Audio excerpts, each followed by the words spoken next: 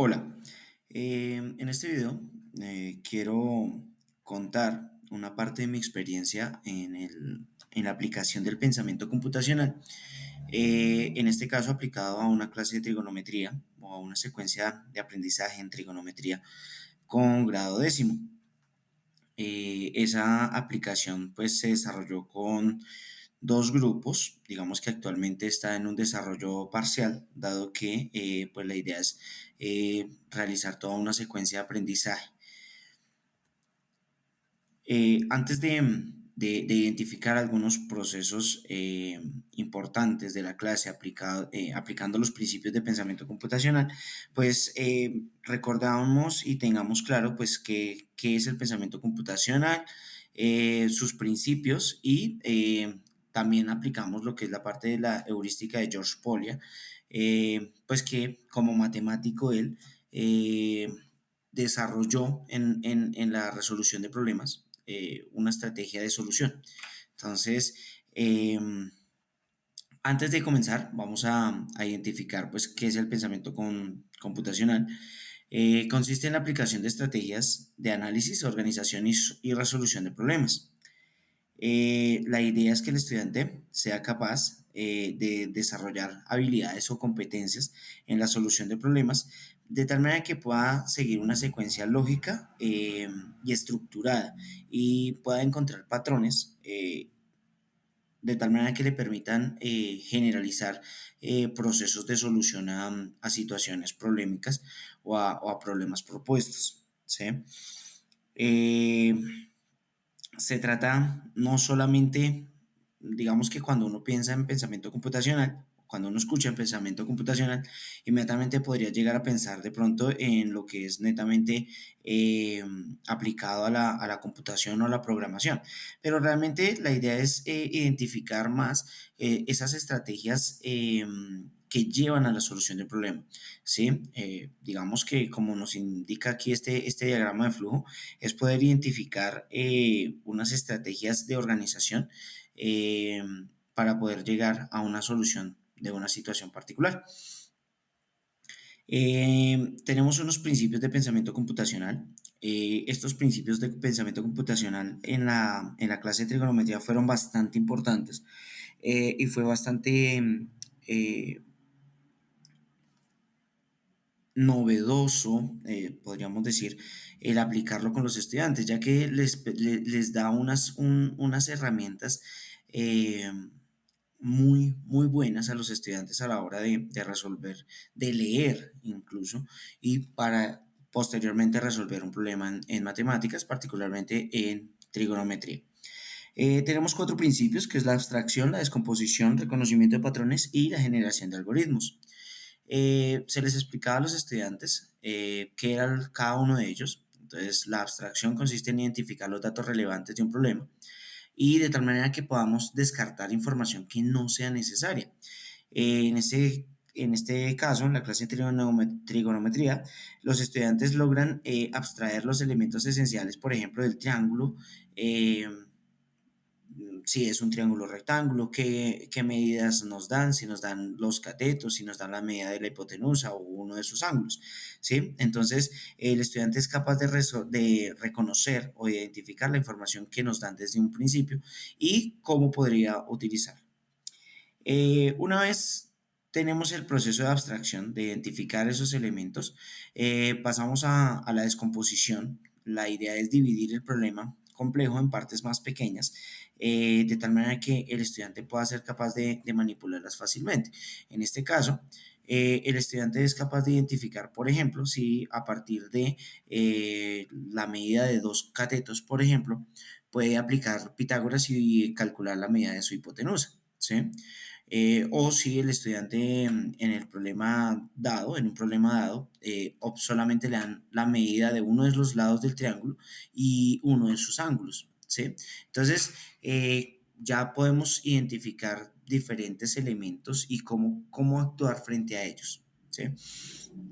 El reconocimiento de patrones es importante, ya que podemos identificar regularidades y estructuras comunes en los problemas. Digamos que podemos identificar mmm, situaciones muy similares. en la que el estudiante le podemos proponer que calculemos la altura de una catedral, la altura de vuelo de un avión, de un edificio. Entonces, digamos que puede encontrar que la misma idea de, de- de problema se repite, digamos que en diferente contexto, con un enunciado diferente, pero como tal, el mismo triángulo con diferentes valores numéricos, pero es el mismo triángulo que se puede resolver. ¿Sí? Entonces, la idea es que identifiquen esos patrones. A partir de ahí, pues ya a una vez han identificado la información que tienen, que necesitan, que pueden aplicar y que pueden reconocer qué regularidades se encuentran en ciertos tipos de situaciones, pues puedan generar algunos algoritmos, es decir, saber en qué momento aplicar una determinada razón trigonométrica, por ejemplo, seno, coseno, tangente, cómo despejar, por ejemplo, cómo hacer el proceso de despeje de la incógnita. Entonces, pues esos fueron los principios de pensamiento computacional. Llegamos a lo que es la parte de la heurística de George Polya. George Polya nos propone eh, cuatro, cuatro momentos. Uno es el comprender qué es el problema, cuál es el problema, poder identificar o diseñar un plan de acción, ejecutar ese plan como tercer paso y llegar luego a una reflexión y a una revisión, a una evaluación de lo que se ha hecho y cómo se ha hecho. ¿Sí? En el comprender el problema, los estudiantes, digamos que encontraron elementos muy importantes, ya que ellos mismos lograban analizar a partir de preguntas que ellos mismos se generaban, a partir de cuestionamientos, eh, y fueron encontrando esos mismos regularidades, esos mismos patrones. ¿Sí? Entonces, bueno, ¿cuál es la incógnita? ¿Realmente qué es lo que me están preguntando? ¿Qué es lo que debo calcular? ¿Qué datos iniciales tengo? A partir de si me dan la medida de lados o de ángulos, cómo puedo de ahí en adelante continuar la solución. ¿Sí? En el diseño del plan, una vez identificados esos elementos conocidos, qué lados conocidos tengo, qué lado o qué medida es la que me están preguntando, puedo diseñar un plan. Entonces, bueno, ¿qué razón trigonométrica podría utilizar? ¿Qué puedo reemplazar y dónde lo puedo reemplazar? Luego de haber reemplazado, ¿cómo puedo despejar la incógnita de tal manera que el proceso de despeje me quede correcto? ¿Sí? ¿Cómo puedo operar?